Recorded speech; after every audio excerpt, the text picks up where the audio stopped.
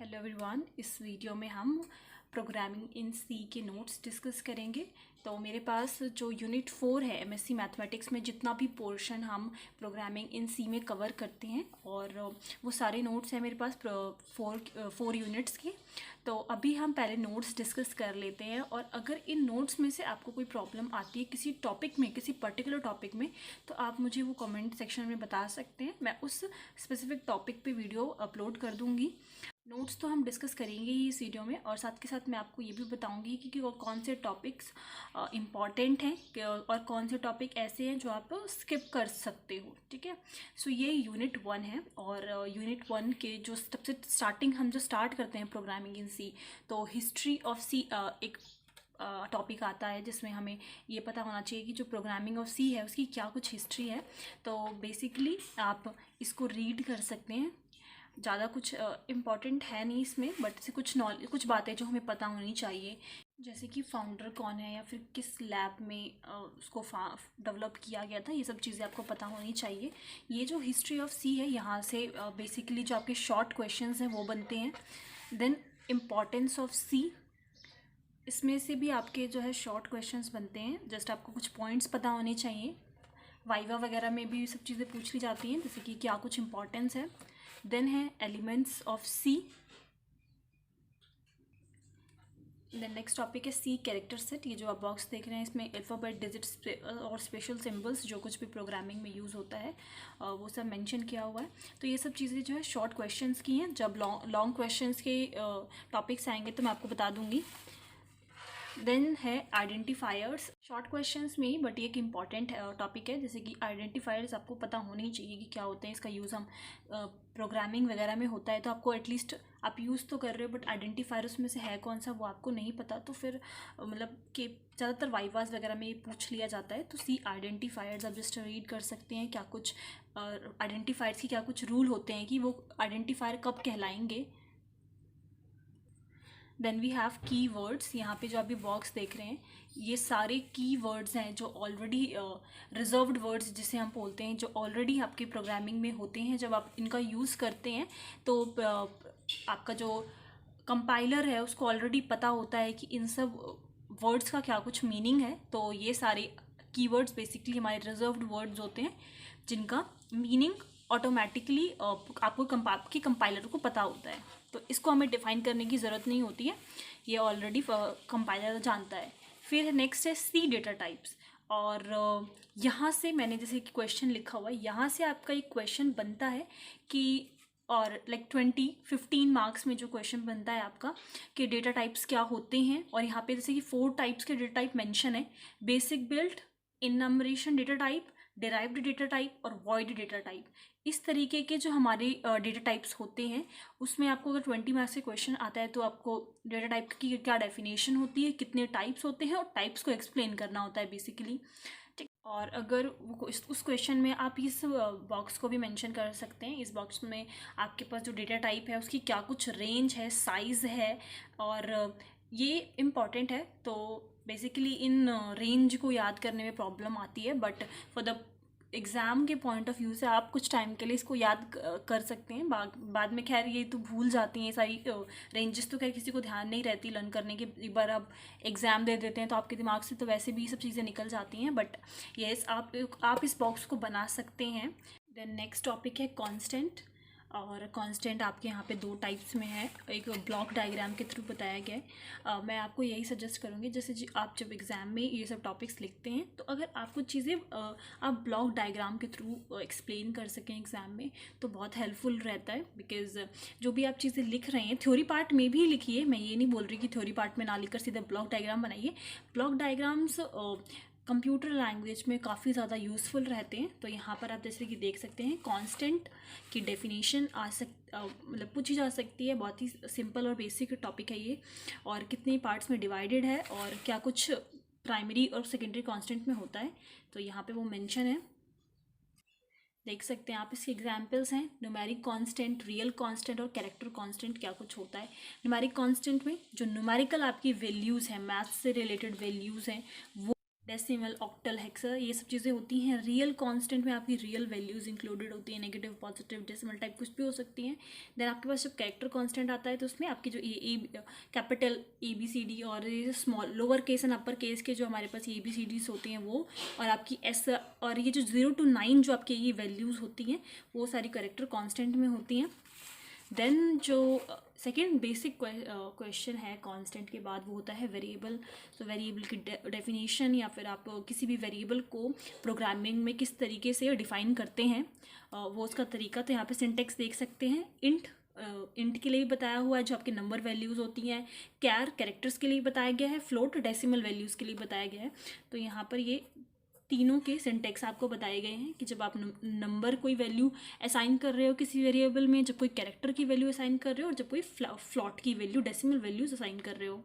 Next है कि variable initialisation and assignment. Variable जो आप असाइन करते हो उसको कैसे आप इनिशियलाइज कर सकते हो और उसकी वैल्यू आप किस तरीके से असाइन कर सकते हो। जैसे कि कोई वेरिएबल आपने ए ले लिया तो आप उस ए की वैल्यू को किस तरीके से इनिशियलाइज करोगे कि कंप्यूटर कंपाइलर जो है आपका वो ये पता लगा सके कि इस वेरिएबल की जो वैल्यू है वो डिफर करेगी। जैसे कि आप सिंटेक्स ऊपर देख सकते हैं, इंट ए, इंट कैर, मतलब जिस भी टाइप का होगा वो, कोई नंबर वैल्यू है, कोई कैरेक्टर की वैल्यू है, वो मेंशन करना होता है। फिर उसकी वैल्यू को किस तरीके से असाइन करना होता है। यहाँ पे किसी कोई वेरिएबल है आपके पास तो उसको डिक्लेयर कैसे करोगे कि ए है वेरिएबल है और वो कोई इंट वैल्यू लेगा, उसकी जो वैल्यू होगी वो कोई एक नंबरिक वैल्यू होगी।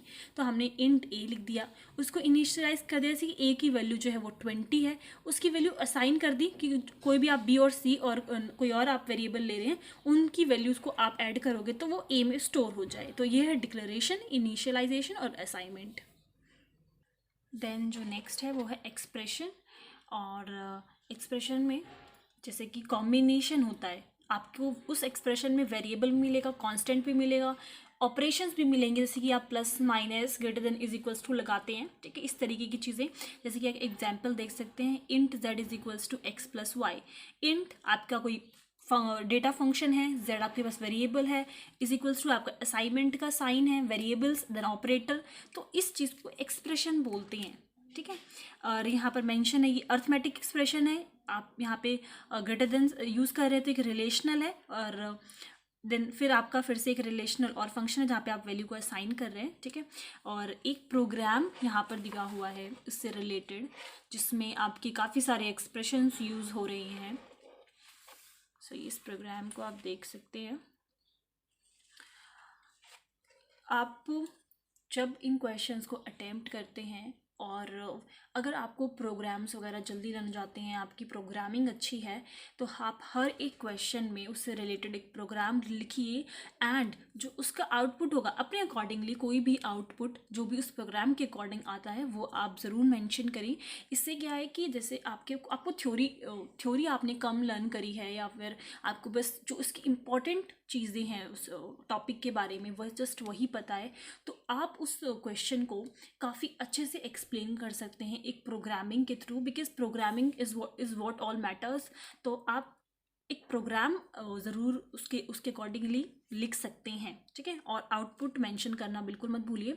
तो एक्सप्रेशंस ये एक टॉपिक है, लाइक आपको पता होना चाहिए, ऐसा कुछ खास इंपॉर्टेंट नहीं है और ना ही इससे कोई एक बड़ा 15 to 20 मार्क्स का कोई क्वेश्चन बनता है, बट यस आपको पता होना चाहिए ये टॉपिक। देन नेक्स्ट है structure of C language program. जब आप प्रोग्रामिंग लिखते हो तो क्या कुछ स्ट्रक्चर होता है इसमें। फर्स्ट है कमेंट लाइन। जैसे कि मैंने आपको बताया कि कमेंट लाइन जो है आपके रिजल्ट जो पेज होता है, कंसोल स्क्रीन होती है, उस पर शो नहीं होता। और प्री प्रोसेसर डायरेक्टिव्स जो ये आपका हैश होता है जिससे आप अपनी हेडर फाइल्स को इंक्लूड करते हो। थर्ड लिखा हुआ है ग्लोबल वेरिएबल डिक्लेरेशन, कि आप जो फंक्शन के बाहर जो आप वेरिएबल असाइन करते हो और कोई भी फंक्शन उस वेरिएबल को यूज़ कर सकता है। और एक होता है आपका लोकल वेरिएबल जिसमें सिर्फ वही पर्टिकुलर फंक्शन उसको यूज़ कर सकता है जहाँ पे आपने उस वेरिएबल की वैल्यू असाइन की गई है। तो ग्लोबल एंड लोकल वेरिएबल एक इम्पॉर्टेंट टॉपिक है जिसको आप प्रिपेयर कर सकते हैं अपने एग्ज़ाम के लिए। और इसको ये जो मैंने अभी जो स्ट्रक्चर है उसके बारे में जैसे मेंशन है यहाँ पर आप देख सकते हैं ये जो कमेंट लाइन है वो इसके अंदर, ये इसका सिंटेक्स है, एक स्लैश और एस्ट्रिक, देन एक एस्ट्रिक और स्लैश, एक ब्रैकेट जो हम इस तरीके से बनाते हैं। तो कमेंट लाइन का ये यहाँ पे ये जो डॉट डॉट है, यहाँ पर हम अपने कमेंट्स लिखते हैं प्रोग्रामिंग जब बनाते हैं, जैसे कि हम प्रोग्राम को काफ़ी अच्छे से अंडरस्टैंड कर सकें। सेकेंड, ये फर्स्ट हो गया कमेंट लाइन, सेकेंड हो गया प्री प्रोसेसर डायरेक्टिव, जहाँ पे जैसे कि हैश है जो आपकी फाइल्स को इंक्लूड करता है, और कुछ फंक्शंस को यूज़ कर, जिससे कि अगर आप हेडर फाइल्स इंक्लूड कर रहे हैं तो आप काफ़ी सारे फंक्शंस यूज़ कर सकते हैं जो उस पर्टिकुलर हेडर फाइल में होगा। देन है ग्लोबल डिक्लेरेशन, ग्लोबल और लोकल दोनों आप प्रिपेयर कर लीजिएगा, और उस आप लोकल वेरिएबल और ग्लोबल वेरिएबल का एक कंबाइंड प्रोग्राम बनाकर लिख सकते हैं, जहाँ पर आप मेंशन कर सकते हैं कि कौन सा पर्टिकुलर वेरिएबल आपका ग्लोबल है और कौन सा लोकल। नेक्स्ट यहाँ पर एक प्रोग्राम है सिंटेक्स के साथ विद प्रोग्राम, जहाँ पर आप कोई मैसेज कैसे प्रिंट करा सकते हैं, बहुत ही सिंपल प्रोग्राम। और नेक्स्ट जो क्वेश्चन है आपका है वो है ऑपरेटर्स के ऊपर। और आगे बढ़ने से पहले मैं आपसे एक बात डिस्कस करना चाहती हूँ, आप लोग मेरे इंस्टाग्राम को फॉलो कर सकते हैं, वहाँ पर मैं वीडियोस अपलोड करने से पहले ही बता देती हूँ कि किस किस टॉपिक पर वीडियो आगे अपलोड होने वाली हैं। सो आप लोग अपडेटेड रहोगे इस चीज़ से कि क्या कुछ फर्दर वीडियोस आपको किस टॉपिक पे मिल सकती हैं।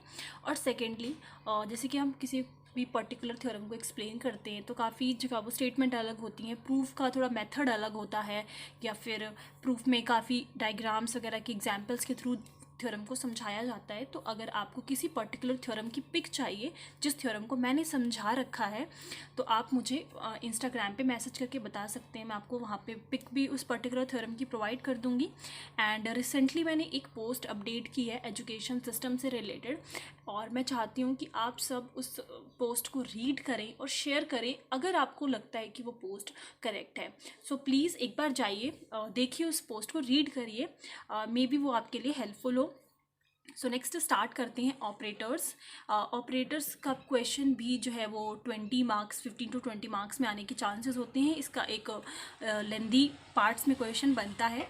और नेक्स्ट थिंग, अगर आपको प्रोग्राम्स लर्न करने में प्रॉब्लम आती है, I am just talking about जैसे कि जो बेसिक प्रोग्राम्स हम पढ़ते हैं प्रोग्रामिंग इन सी में, जो भी एमएससी मैथमेटिक्स में जो पोर्शन आपका इंक्लूड किया जाता है, तो आप उस किसी भी जिस भी टॉपिक का आपको प्रोग्राम लर्न नहीं हो रहा, या जो भी कोई टॉपिक आपको समझ में नहीं आ रहा, वो आप मुझे बता सकते हैं, और मैं आपको एश्योर कर दूंगी कि वो पर्टिकुलर टॉपिक आपको आता हो और वो उससे रिलेटेड जो प्रोग्राम आप उसमें लिखना चाहेंगे वो आपको आता हो। तो इस बात की बिल्कुल भी टेंशन मत लीजिएगा कि ये प्रोग्राम हम कैसे लिखें, या ये लेंदी है, या फिर इसमें क्या हो रहा है, क्या चीज़ कैसे है, उसकी टेंशन लेने की आपको ज़रूरत नहीं है। इस वीडियो में जस्ट मैं अभी नोट्स डिस्कस कर रही हूँ, और नेक्स्ट वीडियोज़ में मैं टॉपिक्स को और कुछ प्रोग्राम्स को डिस्कस करूँगी अच्छे से। सो स्टार्ट करते हैं, पहले ये कंप्लीट कर लेते हैं। ऑपरेटर्स में क्या है कि आपको डेफिनेशन, इसके पार्ट्स, और यहाँ पे नेक्स्ट जो है अलग अलग मेंशन किया हुआ है, हर एक पार्ट को arithmetic, relational, logical, bitwise, assignment, short hand, increment, decrement मैंने यहाँ पे लिखा हुआ है। तो ये सारे टॉपिक्स, ऑपरेटर्स को आपको इंडिविजुअली एक्सप्लेन करना होगा। मैंने यहाँ पर ये नोट्स इसी तरीके से बहुत ही सिंपल लैंग्वेज में नोट लिखे हुए हैं, आप इसको रीड करते ही आपको समझ में आ जाएगा। देन ये इसका बॉक्स है जहाँ पर एग्जाम्पल के साथ डिस्क्राइब किया हुआ है। देन इंक्रीमेंट एंड डिक्रीमेंट का पैराग्राफ है विद एन एग्जाम्पल।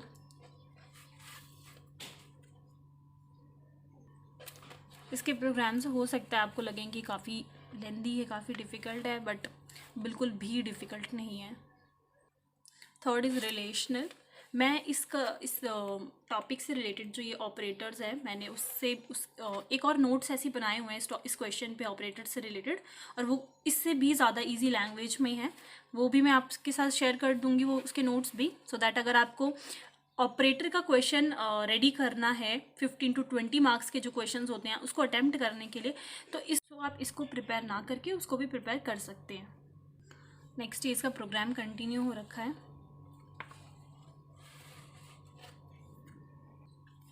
और इनमें से ये जो नोट्स हैं उनमें से किसी भी टॉपिक की अगर आपको पिक्चर चाहिए उसमें से किसी भी पर्टिकुलर टॉपिक की, तो आप मुझे इंस्टाग्राम पे बता सकते हैं।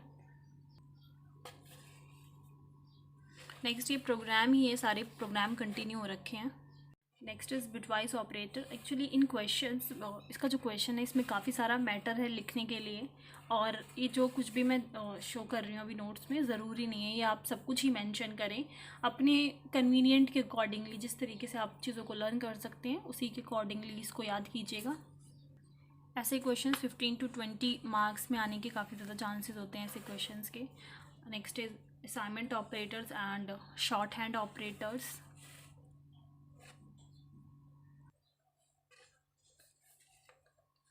उसके बाद एक एग्जाम्पल है, और इस एग्जाम्पल में जो इसमें बेसिकली क्या किया हुआ है कि जैसे कि आपका जो असाइनमेंट ऑपरेटर ले लिया, हर एक पर्टिकुलर ऑपरेटर से रिलेटेड हर एक प्रोग्राम मेंशन किया गया है, जैसे कि आप ऑपरेटर्स के बारे में डिस्कस करके एक स्मॉल प्रोग्राम भी लिख सकें। और सेकेंडली आपको ज़रूरी नहीं है कि आप इतने लंबे लंबे प्रोग्राम लिखें। असाइनमेंट ऑपरेटर के लिए आप 2-3 लाइन्स का एक सिंपल प्रोग्राम भी लिख सकते हैं। सो अगर आप प्रोग्रामिंग में अच्छे हैं, प्रोग्राम्स अच्छे से लिख सकते हैं तो कोई बात ही नहीं। बट अगर आपको प्रोग्राम्स लर्न करने में डिफ़िकल्टी आती है, आपसे लर्न नहीं होते, ये टर्नरी और कंडीशनल ऑपरेटर है, इंक्लूड कर सकते हैं आप इसमें। तो आप यही एक सिंपल चीज़ कर सकते हैं, जो प्रोग्राम लेंदी मेंशन है उनको आप स्मॉल करके 2-3 लाइन्स का कोई भी सिंपल प्रोग्राम बना के आउटपुट में लिख दीजिएगा। सो लास्ट यहाँ तक था उसका। ऑपरेटर्स हमारा ख़त्म हो रहा है। सेकंड हमारा कंट्रोल स्टेटमेंट आता है, और इसको मैं नेक्स्ट वीडियो में डिस्कस करती हूँ। सो जो बाकी के यूनिट्स हैं उनको भी हम 1 by 1 सारे नोट्स डिस्कस करेंगे कि क्या कुछ टॉपिक्स इंपॉर्टेंट है, क्या कुछ आप एग्ज़ाम के लिए प्रिपेयर कर सकते हैं, क्या कुछ आप स्किप कर सकते हैं। तो मैं बाकी की वीडियोस में सारे यूनिट्स को मेंशन करूँ, सारे यूनिट्स को कवर करने की कोशिश करूँगी।